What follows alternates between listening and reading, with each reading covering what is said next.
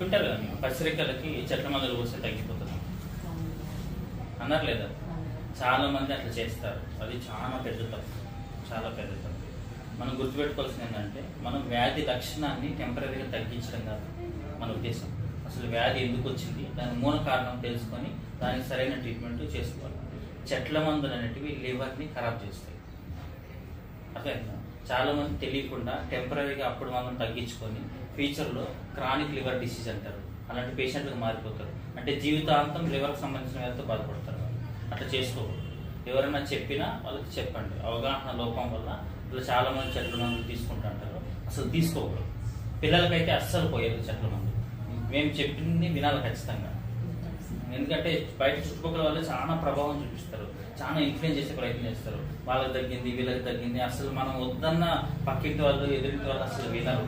కానీ అట్లా వాళ్ళు అవన్నీ పట్టించుకోకూడదు.